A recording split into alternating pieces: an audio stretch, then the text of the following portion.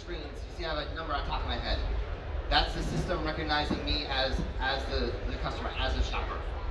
Also, if you look at the screens, I'm just going to move, so if you see that it says pay? The store is mapped into different zones. There's an exit zone, a payment zone, a shopping zone, and an entrance zone. That's so that the cameras know certain actions are allowed to occur in those different zones, and it triggers, certain responses. Now, I want to point out that the system is not tracking the phone at all. It is literally tracking me as the person. So when I put the phone down, as you can see, I still have that number. As I'm walking, the system still knows who I am. The phone is just a user interface. It's a way for the store to communicate to the consumer. So now to just show you some simple shopping, I'll switch to my mobile shopping cart so you guys can see. Kind of simple use cases. As I pick up the ragu sauce, it's entering the cart. As I put it back, it takes it off. If I go and I grab some Windex, it puts it on the cart. And now let's say I'm ready to check out. So I'm going to switch screens so you can see. So as I entered the payment zone, it prompted, says, you're in the checkout zone. Do you want to check out? I'm going to say yes. Now, because we've set up a credit card with this account to do the frictionless experience, I can easily just say, looks good, and leave. But if you wanted to pay cash or the check, or let's say you looked at the card and something was there that wasn't supposed to be there, you just say, I have a problem, or I want to pay cash. It generates a QR code. You take that to a self-checkout kiosk or to a manned lane, and then it transfers the transaction from the phone to the POS. But for this, I'm going to say it looks good. And then I'm going to check out, and that clears the system. Now, there's really, at a high level, there's two types of technology working together. We have cameras and we have shelf technology. So to take a look at the front cameras, those are the ones that are doing the customer traction, as well as the interaction with the shelf. So as I'm putting my arm in, it's tracking my movement to trigger certain events. The back cameras, they're the ones that are doing the item recognition full time. So because of all those different pieces of the solution working together, one use case they're allowed to do is, let's say I want some jelly, and I also want some ragu. Now, well, let's say, you know what, I don't really need this anymore, so because I'm a lazy shopper, I'm going to put it back where the ragu was. So as you can see, it takes it off the cart. That's easy. But now let's say either I want it again, or another customer would come in and say, I'm going to take that into my cart. The system is constantly, in real time, updating its vision of what it is. It's not basing it on a planogram. It sees this as a planogram, and it knows and is tracking what everything is. And as I go from camera to camera, because of the way of the mesh network, it's following me in the basket as we move. So I'm going to say yes. Looks good. Now, if you think about it, from a planogram perspective, this thing can be used for planogram compliance. So you can set it up to say, we want this planogram all the time, and it can alert a store associate when anything is moved or is in a different aisle. Think about it from an inventory management perspective. Because of the smart pads on the shelves, we're able to do count. So you can set it up so you know that we're out of stock or you're almost out of stock. And at the end of the day, you want to make sure those shelves are full. So that's where the money is. So all these different use cases and all through the platform can be built on through microservices to really expand what the capability is.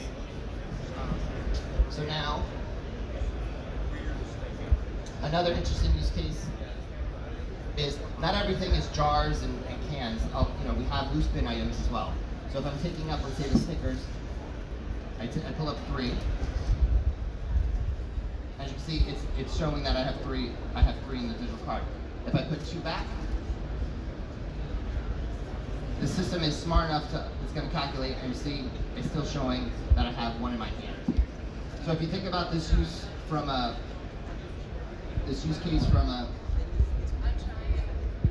I walked too fast. If you think about this use case from the point of sale, all those impulse buys, this is kind of a smaller version of this can be set up to help promote people to quickly add more and more things. Now, from a security perspective, the system is also designed, if you try to cheat the system and go too fast. Let's say I just pick up the regular and I'm running out without paying. If you see, you get the red alert. So what this is showing is that, one, the system is smart enough to know that you didn't pay, you tried to run out. So this would alert the store associate. They would come up and they would handle, they would handle the payment process. The other thing is, as the system is smart enough to know what it doesn't know, so if at any time it's not 100% sure what you picked up, or if it wasn't at a confidence level, it's also going to alert a store. It's designed to alert a store associate to help you with your basket. Now, the main reason all this stuff is working so well is really the technology behind it. So the cameras, we tried to find cameras to do what we needed them to do and we couldn't. So we decided to build it ourselves. So these are a manufactured prototype. That's the level that we're currently at. What's unique to these is that all of it's done with edge computing. So all of the processing that's happening is done on these cameras. There's no server in the back. It is not connected to the cloud. Each of these cameras are connected through a mesh network. So each of them are constantly talking to each other. They know how far they are from each other. They know how far they are from the products. And that's why they're able to move the products from shelf to shelf, because the data is being stored on here and passing through each one. The other important piece is our shelf technology. Now, this is going to be the next iteration of what's currently on the shelves, but the idea is this is one of the layers that are in the pads. This is the interaction level. So it's measuring weight, but it's not a load cell. So part of it is weight, part of it is the interaction with the shelf. It's able to identify that you put a can of Progresso soup on here, it's putting all the points and understanding that's the footprint of each product. It's able to do location. So the goal is to have this be able to roll out on all shelves, and so that wherever you place the product is going to know, and is able to then do count, which is something that's unique to the solution. So it's able to know that there's 3 bottles of Windex next to each other. You could also, the goal is to have that be able to wrap around hooks. So if you have hanging items, it'll be able to take, as you take them off, it'll be able to also account for those type of products. Now, for the final use case, to really show, to kind of emphasize how robust the system is that even if you're a shopper, just to kind of show, it's showing that it's me, is if it's raining or if it's cold, sometimes shoppers come in, they put their jackets on their arms, they take off their hat and gloves. But if you could see, when I go put on a hat, even, it's still able, I still have that number, it's still tracking me. And when a second shopper is to come in as well, so when Ashley comes in, I'm still able to shop, the system has picked her up, she's able to pick up items in real time, and I'm also able to check out at the same point. And then Ashley's also able to check out.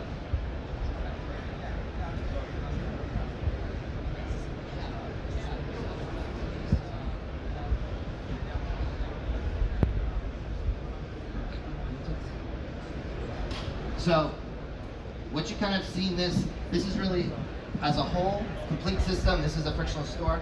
We don't think anytime soon a retailer is going to buy this giant box of a solution and put it into their store format. The way that we've designed this is really to design it in pieces, so that the cameras and the pads can work independently of each other, but each of them come with specific use cases. So if you wanted to play around and test security or planogram compliance, the cameras alone can handle that. If you want to think about playing with inventory management, it's the pads and the smart shelf. The goal is kind of, as you determine your path towards frictionless, we're going to be there step by step with you. So is that however fast or however slow you want to go, each of these can kind of be built as you evolve towards that. So as you go through the rest of the booth, you're going to see kind of all of our other solutions. All this is running on our next gen platform, which we'll be talking about through the rest of the booth, as well as all the other solutions that we have. So if anyone has any questions, but that's the demo, thanks.